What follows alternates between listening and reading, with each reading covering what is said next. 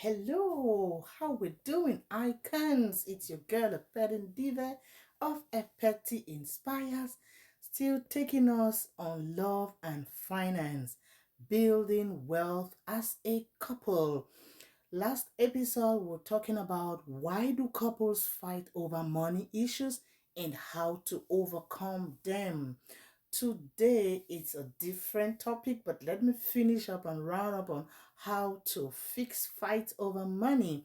I talked about setting a budget together, and today I'll add that you should both agree on who does what, who pays which bills.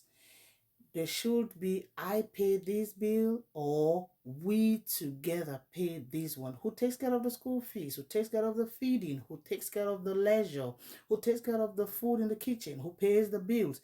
There should be agreement on how that is going to be done. And the next one, you should agree on accounts. Do you want a joint account? Do you want a separate account? Do you want a savings account? Do you want an investment account? You should agree on all of that in your relationship. And I also said stopping fights over money has to do with building trust. You have to have open conversations. Next one, you have to be honest about debts. Sometimes you get into a relationship with someone and the person doesn't tell you that he or she has debts. And before you want to know, the person is secretly asking you for money to spend on things. Meanwhile, they are trying to clear up the debt. So there should be trust, there should be honesty. There should be open conversations. Tell your partner how much debt you owe. Tell your partner every error you had made before in your finances, which may cost you guys peace if you do not sort it out. So it's another way of building your family's wealth.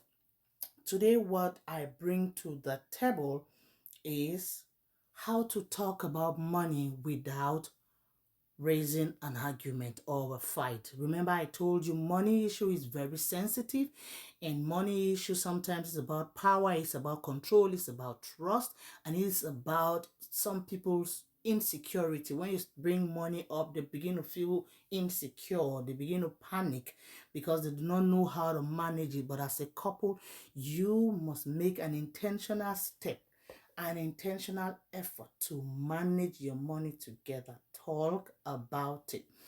Now, talking about money without getting into an argument takes a mixture of timing, tone, and teamwork. The first, you have to pick the right time.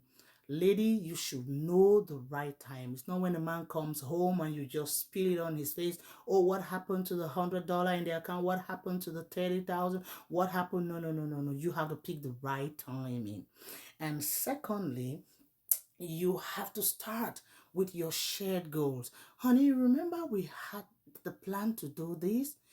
Sweetheart, you remember we wanted to do this, but I realized this is not what happened. Could we please review this? You have to watch the tone. You have to watch the tone because money issue is sensitive and people may easily flare and get into an argument. And remember, we earlier talked about building trust. Building trust. You speak, you do not accuse, you do not throw an accusation. Oh, you did this, meanwhile we had not planned for it to be done. Why do you do this? I don't trust you. You are doing things behind my back. That is just going to spark more argument. You should watch your tone. You should watch your body expression, your body language. Sometimes you talk and there's a way you do and the person already feels defensive and ready to defend themselves. You should do it in love. You should speak in the right tone. You should look at the right time. And you should bring your shared goals, what you had planned to do before, and try to point out where you were planning to be as a family or as a couple, and why what is happening may jeopardize you guys meeting that goal. And then you use statements like we were looking at this, we had planned for this. Stop saying I wanted this, I was looking for. Remember, I talked about the tone. There is a soft way to talk about money so that it doesn't spark an argument. And be cautious. Be cautious. Be able to listen, give a chance for explanation because you trust the person. Even if the person has made an error, you both should be able to take responsibility when you go wrong, when you go out of what you had planned to do as a couple. From then on, you brainstorm solutions together.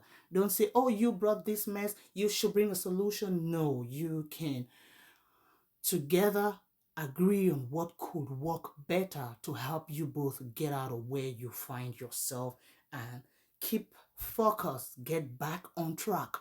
Get back on track. Where are we at and where do we want to be?